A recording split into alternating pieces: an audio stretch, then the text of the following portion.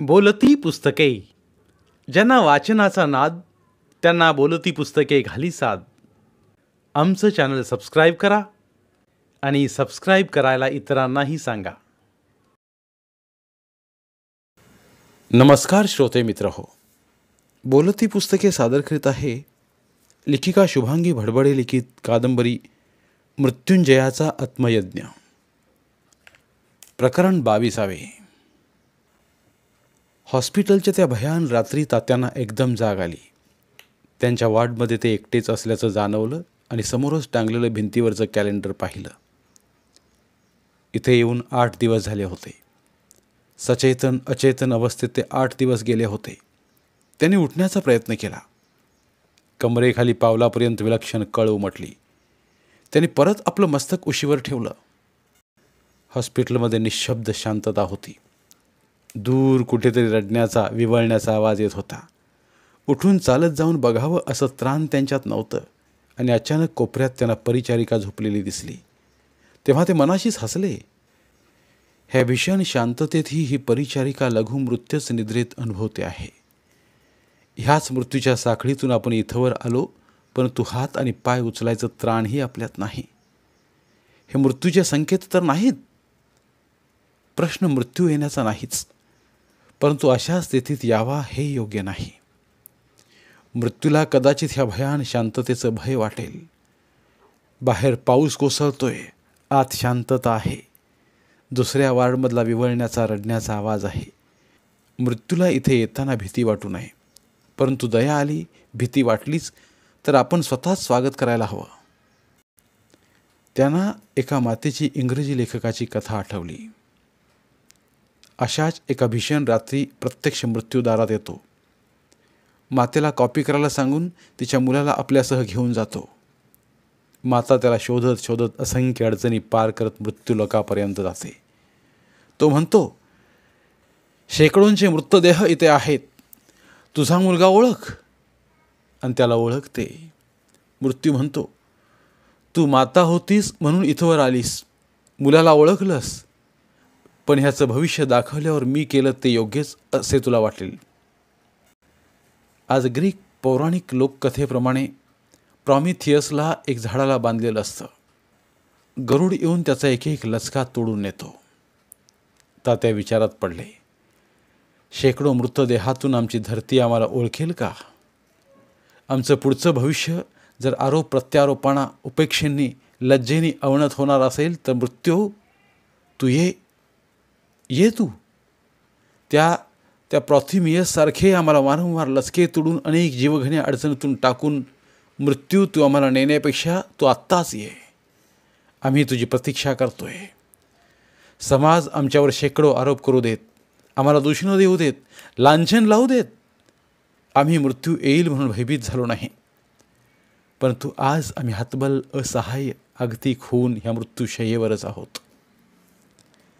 रणांगणात मृत्यू येणारा वीर आहे, परंतु मृत्यू आम्ही आमचा क्षणभरही विचार न करता देशहिताचा विचार केला आहे आणि म्हणूनच निर्भयपणे तुला आमंत्रित करतोय. आम्ही तुला आव्हान देतोय, ये मृत्यू ये. प्रत्येकाला जीवनात कर्तव्य करायचे असतात. कसलं ना कसलं ऋण फेडायचं असतं. क्षणोक्षणी आम्ही ते फेडलं आहे. आता तुझ्या अदृष्ट नगरात आम्हाला यायला आवडेल. अकस्मात येणं कदाचित तुला आवडत नसेल तरीही हरकत नाही. तात्या आपल्या कोठडीत परतले होते. अशक्तपणा त्यांना उठूही देत नव्हता. त्यांनी शिवहरीकडून वळकटीजवळच्या एका पिशवीत ठेवलेली पत्र वाचायला मागितली. त्यात नारायणचं पत्र हाती लागलं. आम्ही विवाह केला हे वाचून तुम्हाला अतोनात आनंद होईल याची कल्पनाच नव्हे तर विश्वास आहे आम्हाला. आपले ज्येष्ठ बंधू नसताना आम्ही विवाह करावा हे आम्हाला कदापिही मान्य नव्हतं, परंतु तुमच्या लहान वहिनीचा शांताचा आग्रह होता. 1909 कर्णावती बॉम्ब प्रकरणात आम्हाला अटक झाली होती. त्यातून सुटका झाल्यावर विश्वनाथराव केळकर आम्हाला धुळ्याला भेटले.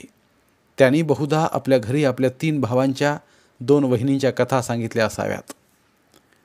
हरिदिनी आता लक्ष्मी जरा धाडशी स्त्री निघाली. तिने वयाच्या 14व्या वर्षी सांगितलं, मामाचं घर मला माझं आजोळच आहे. तुम्ही माझे मामा आहात. माझा विवाह नारायणरावांशी लावून द्यावा. तिचं बारसंही झालेलं नव्हतं. तिला हरिदिनी म्हणूनच हाक मारत येसूबहिणीने विश्वनाथ केळकरांना लिहिलं, तुम्हीच मामा आणि तुम्हीच तिचे पिता आहात, तेव्हा हा विवाह त्र्यंबकेश्वरी लावावा असं मला वाटतं. बाळ भाऊजी तुमच्या घरी आले असता मुलीला पाहिलं आहेच. आता केवळ तेच खरे पाहणारे आहेत. भाऊजींचे 2 ज्येष्ठ बंधू नसले तरी त्यांच्या जागी आज आम्ही आहोत. आणि मग आम्ही त्र्यंबकेश्वर येथे विवाहबद्ध झालो आणि गिरगावातल्या गोरेगावकर यांच्या चाळीत आम्ही संसार थाटला. संसार, दवाखाना, अभिनव भारत आणि अंदमानातल्या राजबंदींसह तुम्हा दोघांची सुटका व्हावी हा प्रयत्न चालू आहे. शांता पण ह्यात सहकार्य करते आहे. माझ्याकडे सौ येसूवहिनी आणि माई राहत आहेत. आता मुंबईचे कार्यक्षेत्र विस्तृत आहे म्हणून आम्ही मुंबईत गोरेगावात आलोत. शिवहरी, आमच्या बाळने विवाह केला. येसूवहिनींच्या शब्दाला मान देऊन हे उत्तम केलं आणि बाळ मुंबईत आला हेही उत्तम झालं. आम्हाला शांता वहिनीला पाहायची इच्छा आहे. तुला माहीत आहे, कधी कधी आमचं मन आमच्या भगूरच्या वाड्याच्या दिंडी दरवाजातून आत जातं आणि कोपरानं कोपरा चालून येतं. बालपणीचे दिवस आठवतात. किती आशा आकांक्षांचे ध्येयवडे दिवस होते ते. कधी मन लंडनच्या इंडिया हाऊसमध्ये जातं. सारे सारे आठवतात. दिलेली भाषणं आठवतात. मदनलाल धिंगरांची इच्छा अपूर्णच राहिली ते आठवतं. रिकामं मन आणि वेड्यांचा बाजार म्हणतो ते काही असत्य नाही. तुम्ही निश्चितच बरे होणार आणि पुन्हा देशाच्या स्वातंत्र्यासाठी कार्य कराल याची मला खात्रीच आहे. तात्या हसले. त्यांनी मृत्यू ये ही शिवहरीला पाठ म्हणून दाखवली तेव्हा त्यांचे डोळे अश्रूने डबडबले होते. असा का विचार करता तुम्ही?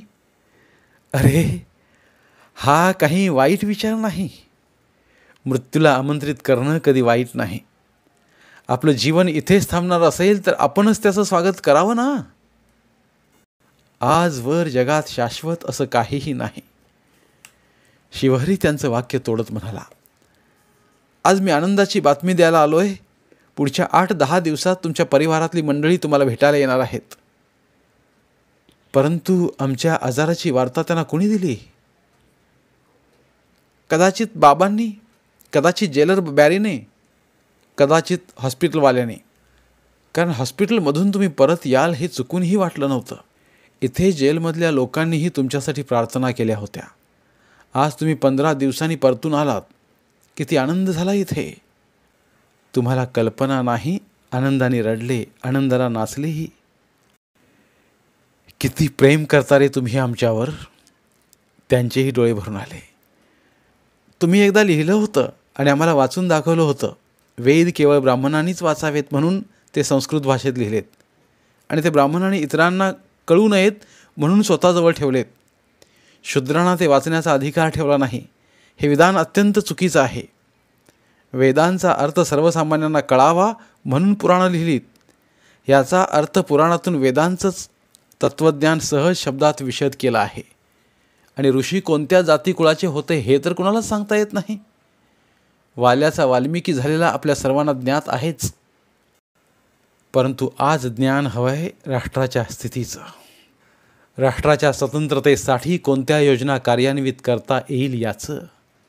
इतिहास, राजकारण, अर्थशास्त्र, विज्ञान, शास्त्रज्ञान घेणं आज गरजेचं आहे. वानप्रस्थाश्रमातील वेदांताची प्रतीक्षा करीत थांबायला हवं. एवढं बोलून ते थकले होते.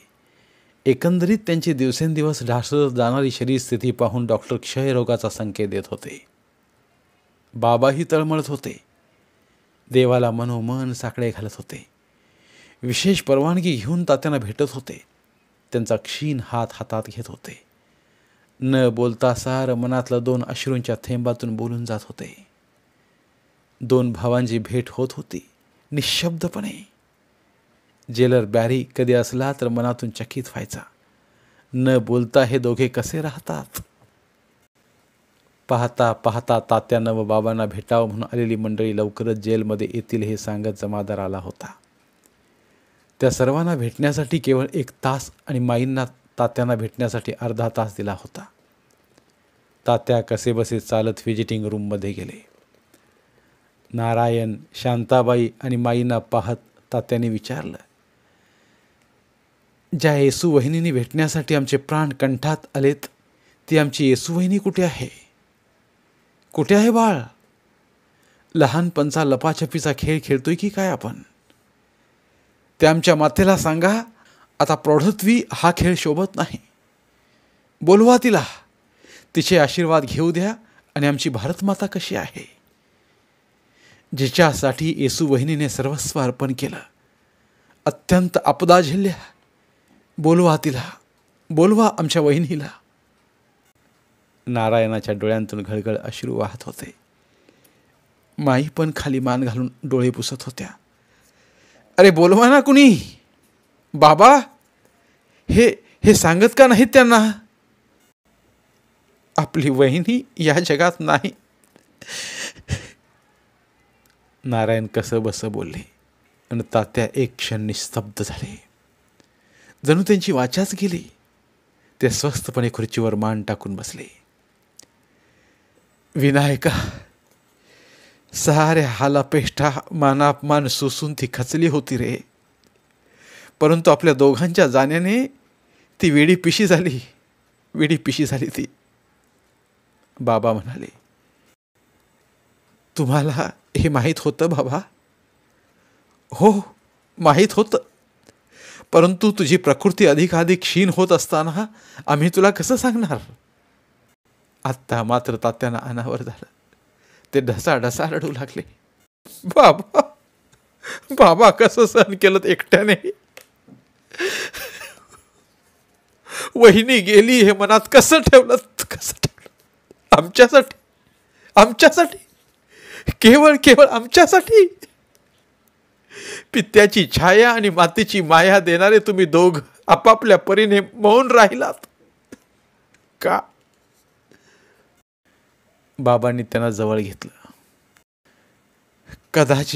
कदाचित आमचाच मृत्यू वहिनीने आपल्यावर उडवून घेतला असावा, अन्यथा ती तुमची प्रतीक्षा करत निश्चितच थांबली असती.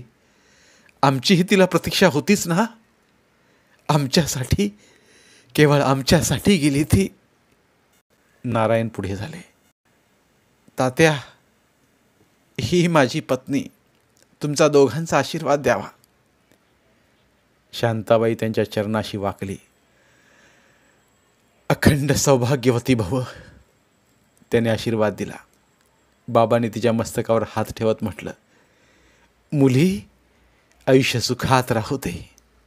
असे कष्ट, व्यथा, वेदना तुला न मिळवत. नारायण म्हणाला, तात्या, तुम्ही माईंशी बोलावं. 1 तास आपला संपला आहे आता. सारी जण उठून बाहेर गेली.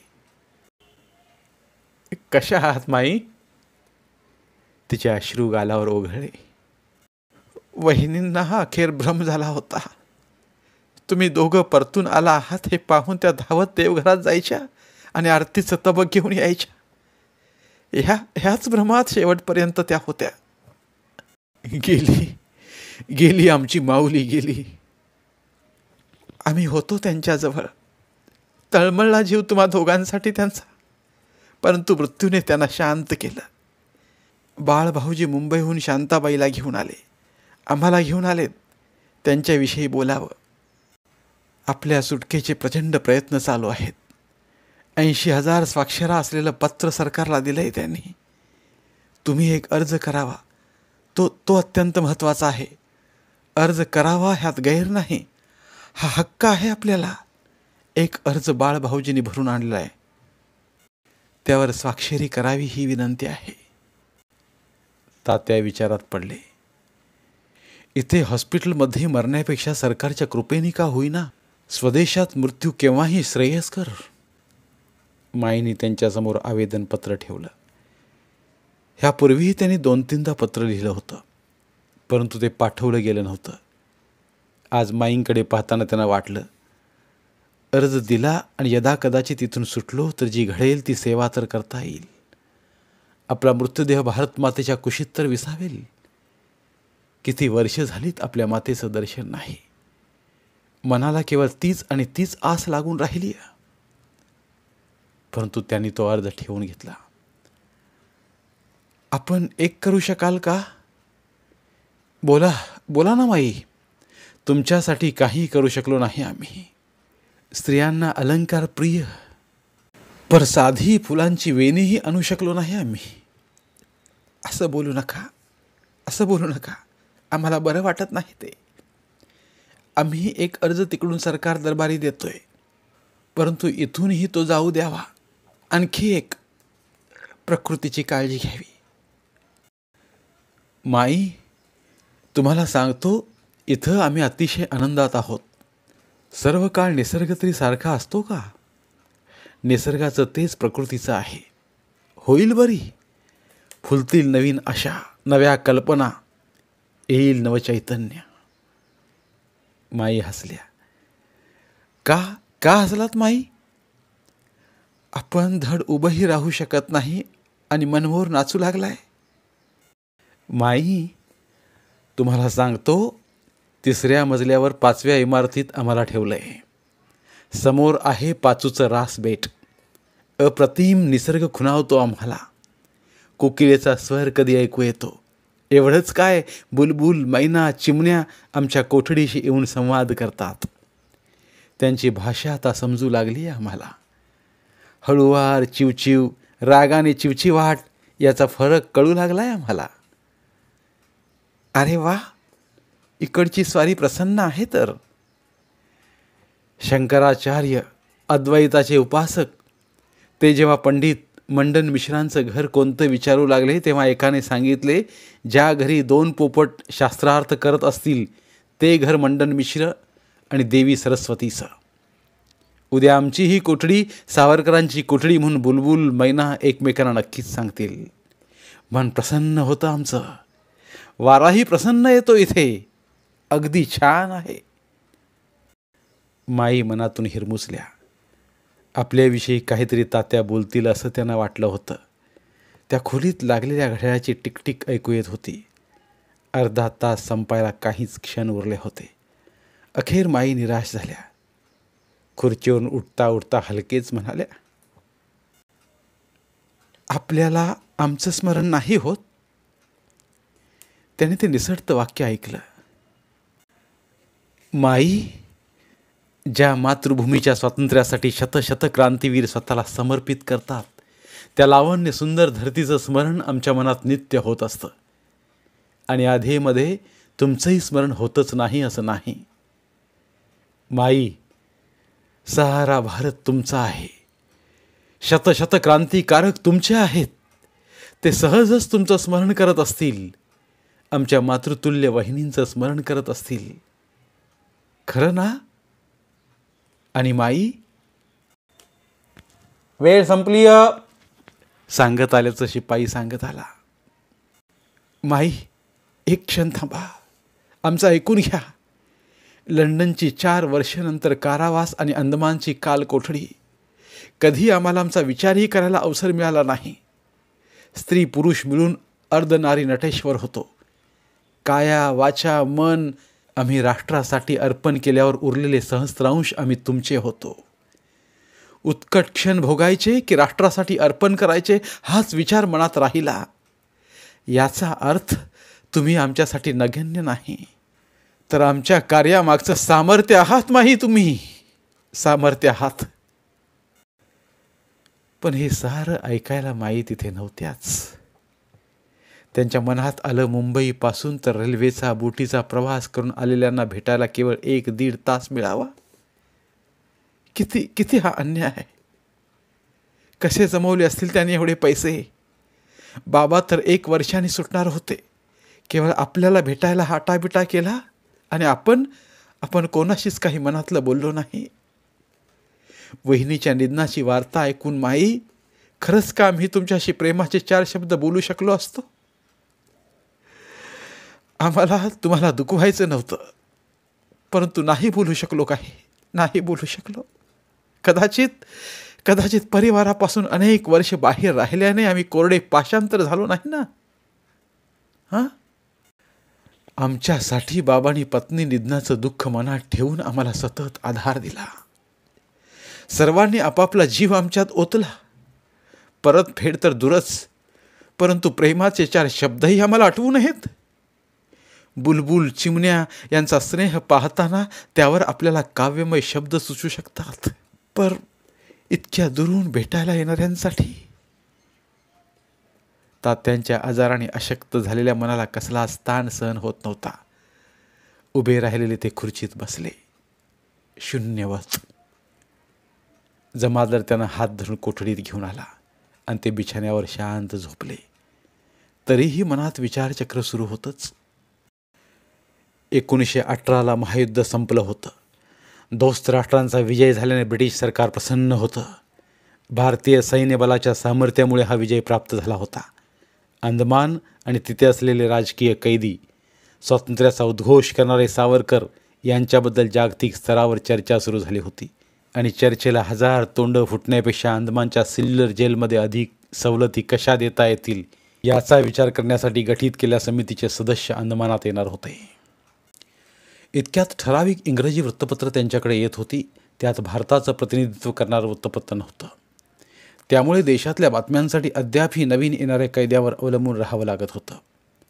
सुभाषचंद्र बोस, अरविंद घोष, मोहनदास गांधी, जवाहरलाल नेहरू ही सारी मंडळी काय करतायत हे कळत होतं. ते अगदी त्रोटक. नारायणबरोबर कोलकात्याला त्यांच्या कॉलेजमध्ये केशवराम हेगडेवार काय करताहेत, नोबेल पुरस्कार मिळणारे रवींद्रनाथ टागोर काय करताहेत हे सारं जाणून घेण्याची अत्यंत उत्सुकता त्यांना होती. तसेच मंडालीहून परतलेले बाळ गंगाधर टिळक यांची प्रकृती कशी आहे हे सारं त्यांना जाणून घ्यायचं होतं. परंतु इथून ते जाणणं शक्य नव्हतं. मोहनदास गांधींना महात्मा ही उपाधी रवींद्रनाथांनी आदराने दिली, कारण चंपारण सत्याग्रह त्यांनी यशस्वी केला होता. सविनय सत्याग्रहाचे जनक म्हणून ते भारतात नावारूपास आले होते. परंतु ते आता इंडियन काँग्रेसमध्ये सामील झाल्याचं कळल्यानंतर पुढे काहीच कळलं नव्हतं. भारतातून अंदमानात येणाऱ्या जनसमितीसमोर बातमीपत्र तरी द्यावं ही मागणी प्रथम करायची असं त्यांनी मनोमन ठरवलं आणि घडलंही जवळजवळ त्यांच्या मनासारखंच. समितीसमोर संपूर्ण स्थितीचं वर्णन करत अनेक सुधारणा त्यांनी सुचवल्या. त्यानंतर राजबंद्यांच्या सुटकेची मागणी करणारं एक निवेदन दिलं. त्यात लिहिलं, अंदमान हा हिंदुस्थानचा जलदुर्ग आहे. कालांतराने इथे वैमानिक तळ आणि समुद्रस्थानकही होईल. इथे कैद्यांना सन्मानाने वागवले तर जगात सरकारची प्रतिमा उंचावेल आणि देशाच्या स्वातंत्र्यासाठी लढणाऱ्यांना आपण सूट द्यावी किंवा त्यांना सोडून द्यावं, त्यात तुमचा मोठेपणा आहे. मुंबई राष्ट्रीय संघामार्फत राजबंद्यांचा प्रश्न ऐरणीवर सतत येत होता. तात्यांनीही 1920च्या जुलैत नारायणला पत्र लिहिलं होतं, ज्यात सर्व मानवजातीचा समावेश होऊन स्त्री पुरुषांना हा पृथ्वी, आकाश, हा प्रकाश आणि भूमी यांचा उपभोगाचा समान अधिकार आहे. हिंदुस्थानात राहणारा प्रत्येकजण हिंदू आहे. त्यामुळे हीच त्याची मातृभूमी, पितृभू आणि पुण्यभू असेल. मानवता ही देशाभिमानाच्या वरची कसोटी आहे. हे तत्त्व आम्हाला मान्य असल्यामुळे एकच अवयव जर वाढू लागला तर जीवावर बेतण्याची शक्यता नाकारता येत नाही. असाध्य रोग त्या राष्ट्रदेहाला होऊ लागतो.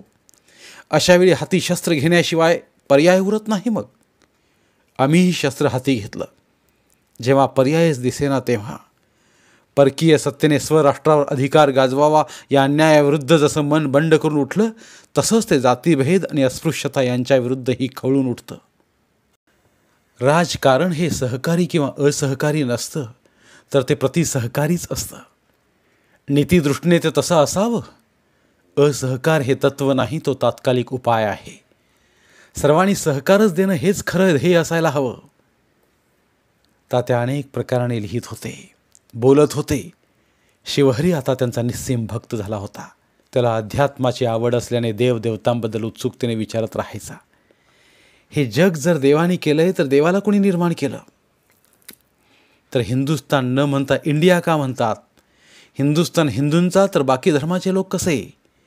हिंदुस्तान हे नाव कसं पडलं? असे प्रश्न त्याला पडायचे. तात्यांच्या आता ध्यानात आलं, शिवहरी हा संपूर्ण समाजाचा प्रतिनिधीच आहे. असे प्रश्न सर्वांनाच पडत असणार. आपण त्याची सविस्तर उत्तरं द्यायला हवीत. त्याने ते मनाशी पक्का केलं. शिवहरी म्हणत होता ते खरं होतं. हिंदू, मुसलमान, जैन, बुद्ध या संप्रदायातून देश वाटला जातोय. सारेच आक्रमक झालेत. अशावेळी प्रथम करायला हवी हिंदुस्थान या शब्दाची परिभाषा. 1-1.5 वर्षांनी तात्या आता बरेच सुधारले होते. जेलर बॅरीही डिवचायला येत नव्हता. तो त्या दिवशी आला. सावरकर, कैसा चल रहा है? सरकार की कृपा से ठीक चल रहा है. अगले सोमवार से काम चालू करना है. और एक बात बताने आया था, अगले हफ्ते तुम्हारा भाई रिहा हो रहा है. मिस्टर ब्यारी, बहुत ही अच्छी खबर बताई.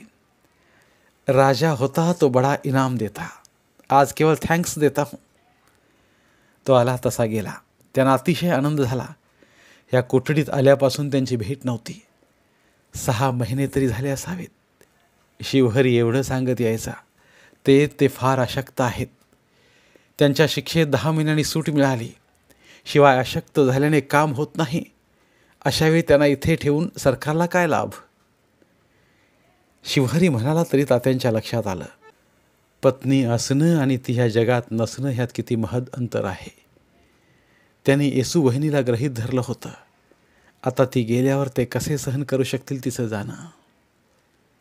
त्यामुळे मनातल्या मनात ते आक्रंदत असतीलही, परंतु आपल्या तब्येतीसाठी ते बोलले नसले तरी त्यांना कमालीचं सहन करावं लागलं असणार. मनाचा ताण शरीरावरही पडला असणार. त्यांचं मन त्यांच्या भेटीसाठी आतुरलं, परंतु जेलर बारीच्या अनुमतीशिवाय ते शक्य नव्हतं. त्यांना आवर्जून त्यांना सांगायचं होतं, आज ब्रिटिश शासन पूर्वीसारखं बळकट राहिलं नाही. ते आतून खिळखिळं होतं आहे. क्रांतिकारक सारखे त्यांच्या सिंहासनाला हादरे देत आहेत. आता खरा धोका आहे तो मुस्लिम लीगचा. मुस्लिम लीग जोर धरू लागली आहे. हिंदुस्थानात राहून मुजोर झाली आहे. अशावेळी हिंदूंचं संघटन आवश्यक आहे. हिंदूंची आम्ही व्यापक परिभाषा केली आहे. हिंदुस्थानच्या भूमीवर राहणारा कुठलाही धर्म, पंथ, जातीचा असो, तो केवळ हिंदू आणि हिंदूच राहील, राहावा. अन्यथा एक वेळ अशी येईल की ज्यावेळी हिंदूंपेक्षा मुस्लिम बलशाली होऊन हवं ते करतील. रंगास्वामी अय्यंगार, विठ्ठलभाई पटेल यांच्यामुळे आणि सहस्रावधी स्वाक्षऱ्या जमा करून दिल्यामुळे ही सुटका होणार असली तरीही आज आपण ब्रिटिशांच्या आभारी आहोत. दबावाने का होईना त्यांनी ते मान्य केले. आता आम्ही दयेचा अर्ज केला. दयेचा अर्ज करणं हा संवैधानिक अधिकार आहे. आम्ही खुनी नाही, दरोडेखोर नाही, कुठल्याही देशाचे फितूर नाही. आम्ही आमच्या हिंदुस्थानचेच क्रांतिकारी सदस्य आहोत. आम्हाला आमच्या देशात येण्यासाठी अर्ज करावा लागतो. ह्याहून दुःखद घटना ती कोणती? नुकतंच मृत्यूशय्येवरून उठल्याने आम्हाला देशाचे अधिकच वेध लागलेत. जीव तेव्हाही तळमळला, आजही तळमळतोय. इथे असलेल्या सागराला अगदी प्राणपणाने म्हणतोय आम्ही, ने मजसी परत मातृभूमीला. बाबा, आम्ही अर्ज करून चुकलो असं मुळीच नाही. दयेचा अर्ज म्हणजे माफी नाही. दयेचा अधिकार प्रत्येकाला कायद्याने आहे. आम्ही खून केला नाही, दरोडे टाकले नाहीत, आम्ही लुटारू नव्हतो. प्रकृतीमुळे हा अर्ज देतोय. ही शुकनीती किंवा चाणक्य नीती आहे म्हणा हवं तर. इथे संघटन केलंय, आम्हाला पूर्ण कल्पना आहे. भविष्य वेत्ता नसलो तरी भविष्याचे संकेत परिस्थितीच देत असते. आपण त्याकडे दुर्लक्ष करतो म्हणून आम्हाला स्पष्ट दिसतंय, काहीच वर्षे जाऊ द्या, ब्रिटिश शासन हिंदुस्थानातून हद्दपार होईल. सर्व अंदमानच्या कैद्यांची सहजच सुटका होईल. भारताच्या स्वातंत्र्याचा जयघोष करत तेही मायदेशी परततील. बाबा, इथून गेल्यावर देशभर पसरलेल्या क्रांती संघटना एक सूत्रात बांधण्याची फार मोठी जबाबदारी तुमची आहे. आणि आम्हाला विश्वास आहे तुम्ही ती यशस्वी करालच. कारण आमचं प्रत्येक स्वप्न पूर्ण करण्यासाठी तुम्ही संघर्ष केला आहात. बाबा, तुमच्या सुटकेचा आनंद आम्हाला किती झाला आहे हे सांगायला तात्यांजवळ शब्द नाहीत. खूप खूप आनंदी आहोत आम्ही. त्यांनी चिमण्या, बुलबुल यांनाही आनंद वार्ता सांगितली. शिवहरीला ती सांगायची होती, परंतु नेहमीप्रमाणे तो आला नव्हता. जेवायची घंटा झाली तसं तात्या थाळी घेऊन जिना उतरत असताना शिवहरी धावत जिना चढत होता. सावरकर, सावरकर, तुमची सुटका झाली. आमची नाही, बाबांची झाली. तो आनंद आम्हाला तुला सांगायचा होता. चलावं तुम्ही खाली. दोघंही खाली आले.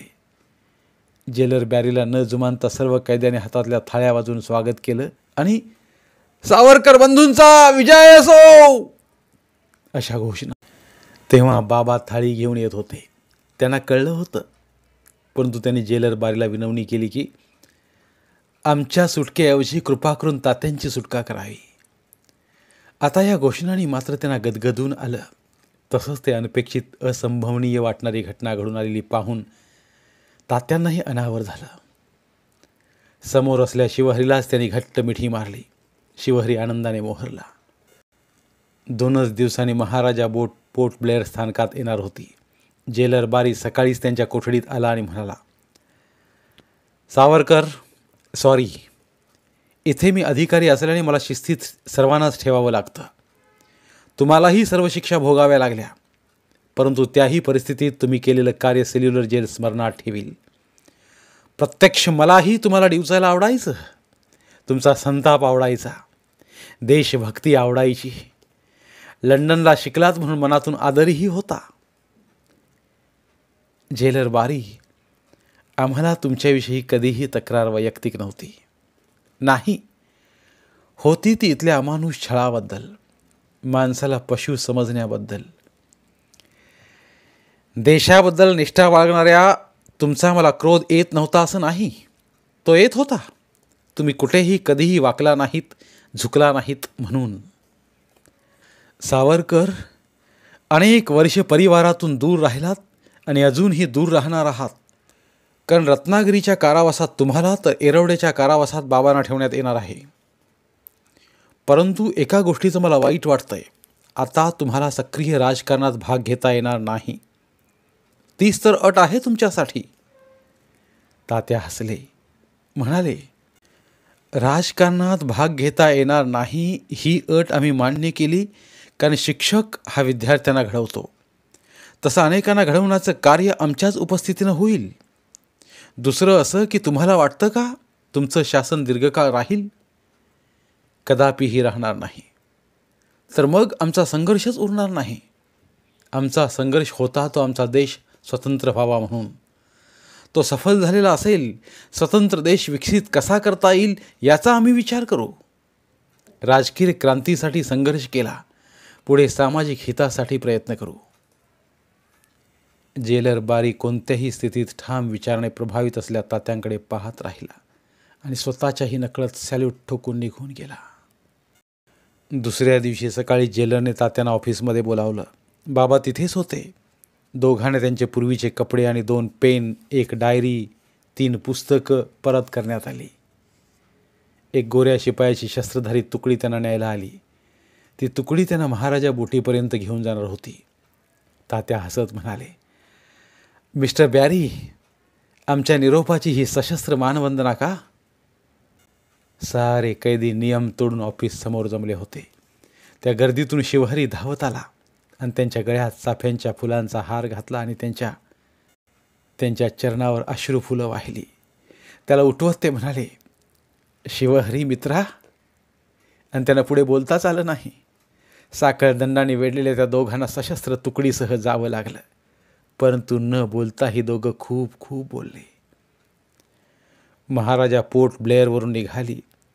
2 भावांना वेगळं वेगळं ठेवलं नव्हतं, त्यामुळे दोघेही खूप वर्षांनी एकत्र असल्याने एकमेकांची हकीकत ऐकण्यात त्यांना वेळ पुरत नव्हता. न बोलावं असं निर्बंध नव्हते. मनात अपार सागरासारखा अपार आनंद होता. कार्यक्षेत्र स्वभूमीवर सहजच मिळणार होतं. मदनलाल धिंगराला चिमूटभर भारताची माती हवी होती. त्या मातीचं महत्त्व आता सहस्त्रगुणित झालं होतं. आज बोट पुन्हा एकदा मातृभूमीच्या दिशेने चालली होती. लंडनहून येताना ते मारिया बोटीत होते, आता ते महाराजा बोटीत होते. तेव्हाही सागरच त्यांना मातृभूमीला परत आणत होता. सागरा, तुझे अनंत उपकार. सकाळी ते डेकवर उभे होते. 5 दिवस उलटून गेले होते आणि दूर समुद्राकडे पाहत ते आनंदाने ओरडले, बाबा, बाबा, ती दूर दिसते, ती आपली भारतभूमी, आपली मातृभू, पितृभू, पुण्यभू, सुललिता, सुप्रसन्ना, सौंदर्यवती, शुभदायिनी भारत माता. बाबा धावतच डेकवर आले. दूर क्षितिजावर भारताचा दक्षिण भाग दिसत होता. दोघांनाही काय बोलावं कळेना. आत्यंतिक आनंदाने त्यांच्या नेत्रातून आनंदघन बरसत होते. धन्यवाद. उर्वरित कादंबरी पुढील भागात. धन्यवाद. बोलती पुस्तके श्रोते मित्रांसाठी मराठी साहित्याचा खजिना फक्त 59 रुपयात. फक्त 59 रुपये माफक फी भरून आमच्या साहित्यरत्न या चॅनलचे सभासद व्हा व भरपूर मराठी ऑडिओ बुक्सचा आस्वाद घ्या.